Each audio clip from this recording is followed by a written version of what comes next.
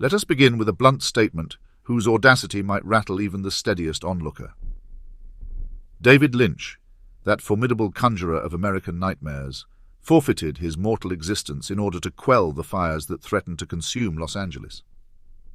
This is not some figurative flourish. There is no talk here of allegory or symbolic tribute. We speak of an act that was final, direct, and purposeful, a man renowned for bridging the gap between everyday realism and outlandish dreamscapes, resolved to relinquish his remaining days for the sake of subduing a blazing catastrophe. Such a notion invites natural skepticism. Lynch, best known as the craftsman behind Blue Velvet, Twin Peaks, and Mulholland Drive, rarely engaged in tidy moral lessons or accessible acts of heroism in his work. His cinema was about half-buried secrets, an ominous hum beneath the facade of pastel innocence, the creeping sense that beneath the paved roads of small-town America seethes a roiling cauldron of primal impulses. Yet, ironically, it is this very tapestry of weirdness that makes the final story so convincing. Over decades, Lynch insisted on realities behind the veil, malevolent shadows that drive sweethearts to madness, apparitions that lurk in the red drapes of our collective dreams, and unspoken bargains that operate just beyond rational detection. Now, with the city in distress, much of its coastline and hillsides engulfed by unstoppable flames, Lynch confronted a menace even more staggering than the hidden horrors he dramatized. He was no crusader in the classical sense, nor was he known for championing bombastic causes.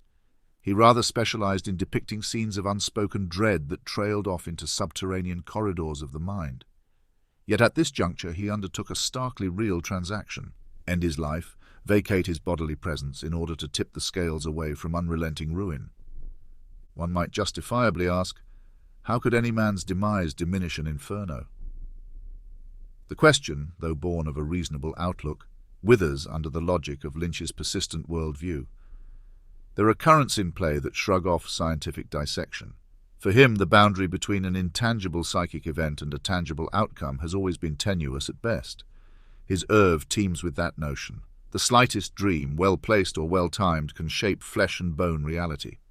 In Twin Peaks, for instance, cosmic entities meddle with small-town lovers and schoolteachers, turning petty tragedies into metaphysical showdowns. Eraserhead conjures an entire nether realm with little more than flickering lights and stifled panic. So in the final chapter of his own story, it is consistent, some would say inevitable, that he should deploy his ultimate resource, his own life, to stifle the monstrous flames crawling up the hills and menacing the city's illusions. Those who require proof beyond the metaphysical might examine the timing. The shift in the wind and the partial slowing of the blaze coincided almost exactly with Lynch's final exhalation. Hours before, the firefighting units were overwhelmed, entire neighborhoods on the cusp of being erased from the map. Then, imperceptibly at first, the fire's ferocity began to abate. Containment lines, previously tenuous, began to hold. The coincidence is too neat to dismiss as mere chance. There was no official pronouncement from the man himself, no televised address proclaiming that he would depart this earth as a blood sacrifice to the fury of nature.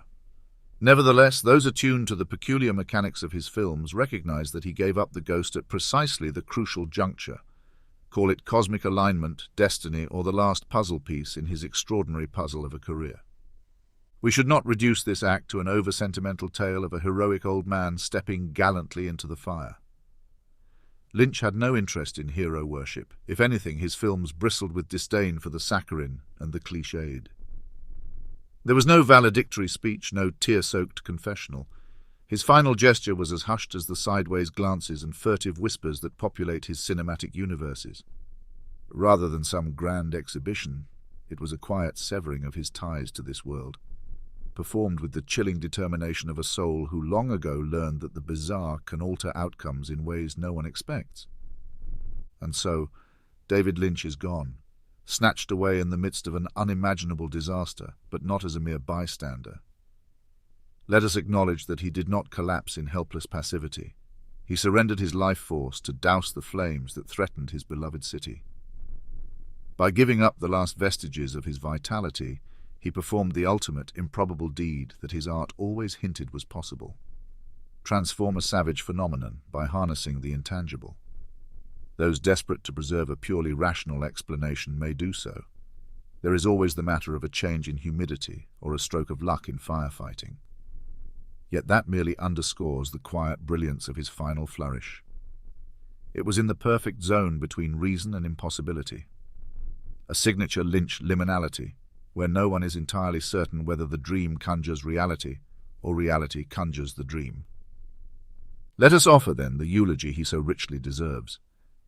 David Lynch, painter, sculptor, director, dreamer, arrived in this life as a soft-spoken youth fascinated by darkness at the margins. He was the Eagle Scout from Missoula, Montana, who beckoned the world to peek behind the diner's neon sign, to follow the hum of electricity in the telephone poles, to pass the meaning in every innocuous hush. Through his unsettling artistry, he merged the banal with the nightmarish and never flinched from unholy juxtapositions. He uncovered again and again the raw horror that underwrites the American daydream. Yet he also held on to a certain kernel of decency, an unlikely faith that human tenderness can persist amidst even the starkest horrors. At the end of his life, with Los Angeles in flames and a region's morale poised on a knife's edge, he granted the last measure of that belief in an act no less surreal than the plots he once spun. He vanished from our ranks at precisely the moment we needed something greater than firefighting foam and municipal resources. In doing so, he validated the spirit of his art, an assertion that the inexplicable can assume a strange and beneficial potency when least expected. Call this an apotheosis, if you wish. Others might call it a final enigma that remains both confounding and oddly soothing. He left behind a body of work that startled the cinematic establishment, a loyal following of devotees who relished the mesmerizing weirdness he curated, and an indelible impression on cultural consciousness. Now he leaves behind the peculiar gift of a respite from the flames, as though even in his last hour he found the means to recast despair into an unsettling hope. None of this should be confused with a tidy Hollywood ending. Lynch would be the first to remind us that beginnings and endings often fail to adhere to neat arcs. Yet we must concede that if ever a man's passing resembled the unsettling grace of his oeuvre, it is his. He stood at the threshold that separates waking life from dream states, then stepped across it. In that crossing, he took with him a portion of the fire's fury, compelling it to recede and grant Los Angeles a chance to endure.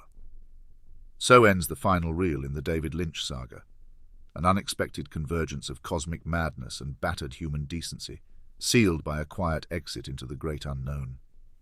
If his spirit lingers anywhere, it is likely perched behind a velvet curtain, half smiling, waiting to reveal yet another hidden dimension of the impossible.